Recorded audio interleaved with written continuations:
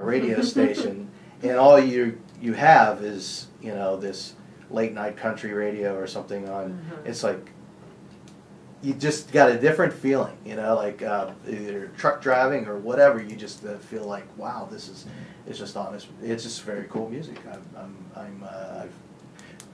It does definitely make a difference to me after hearing it. It's like, you know, the simpler, I think, when you break it down to its most simple elements, that's probably the best, you know. People connect to that more than, you know. Anyway. Hell yeah. I can say that, all right? Yeah, you can. So, you have some gigs playing coming up in, and I think we talked about getting you back down here again sometime. I'd love to have you come play, you know, a gig somewhere around here in Pittsburgh, and let me know, and I'll let folks know on my website when you're coming to town. But we talked about a couple of gigs, a couple of places here. Yeah. But, yeah, and see about. Yeah, working on it. Definitely, I'm trying to work on that right now. Hopefully, maybe you know, the earlier part of the new year, I can get back here. Yeah, yeah. There's the next show we have coming up is January 7th. It's a band called 2/3 Goat. I don't know if you've ever heard of them. They're from New York. Can't say that I have. Yeah, they're a great name though. Yeah, well, they're from where is she from? Eastern Kentucky. Okay. So, but they live in New York, like in Brooklyn or something to that effect, and they play a lot up there. But they've, you know, they got the upright bass and the whole definitely old time kind of Appalachian thing going on. I played with them at the Appalachia Rising down in D.C. For the mountaintop removal thing, and that's how I met them. So they're going to be on January 7th, and then if you go to the acousticSongs.com or acousticSongs.com website, you can find the complete schedule there and videos. And in case you just joined us, you're listening to Rebekah Jean. I'm your host, T. Mitchell-Bell. This is Acoustic Songs Live from WNJR Studios at 91.7 FM, and we stream live at WNJR.org, and you can pick us up there. And also, we have our podcast on iTunes, and we're working on getting syndicated on PRX. So keep a listen for other radio stations around the country. Rebekah, do you have something that you wanted to play for us? Another song? Yeah, I'll do that one I mentioned. That kind of got me surrendered to country for a little while, at least. What's the name of this one? It's called Still Waters. With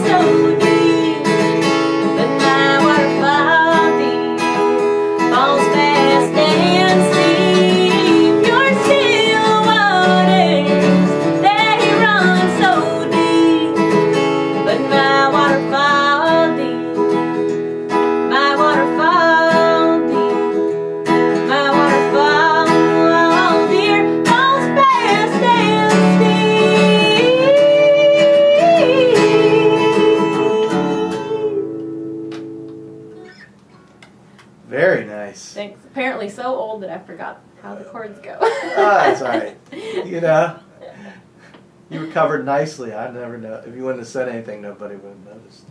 But that's, you know, that's how it goes. I've done it too. You know? Just a little step behind the beat. That's all. You know, there's a couple of country places here in town that I think that would really love your stuff too. But you know, I played some gigs, and it's you know, playing cover tunes is always like a challenge for me. Like, I started playing a bar band when I was like 15, so you know, I get tired of. So you probably hit a lot of the covers. Oh, that's all we time. did. That's all we did. You know, and you get tired of people saying, "Hey, do you know any Bob Seger?" Or, hey, you know what I mean? It gets kind of old. But so the places that you play do all original, like. Yeah.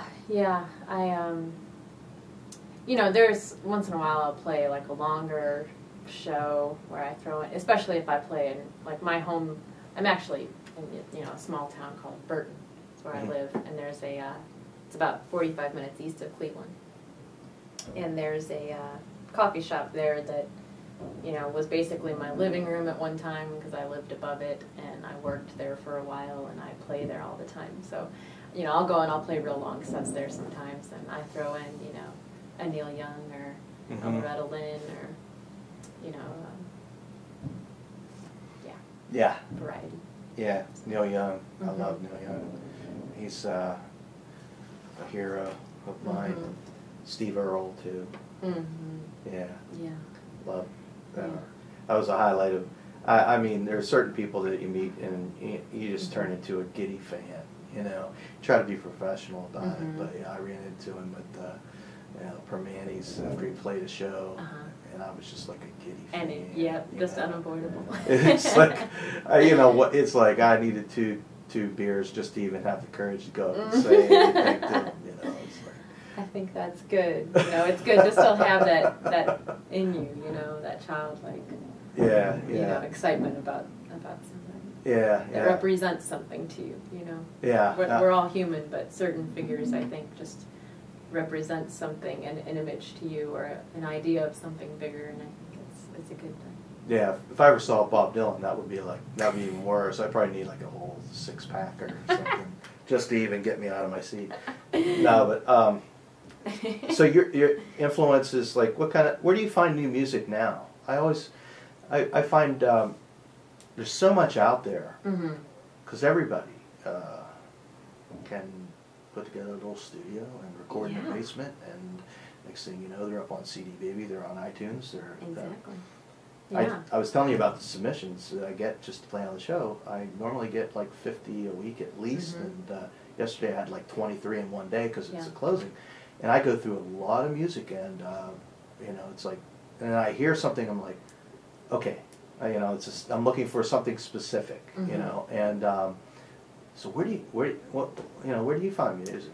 I'm horrible as far as keeping up with what's new and hip, because I like so much old music, and there's so much that's been out there for, you know, decades that I haven't even discovered yet, that I find myself, I love to go into used, you know, music stores and just peruse, and then I find something, oh yeah, I don't have, you know, that Melanie record yet, or, you know, whatever, and I know where you can find one, actually.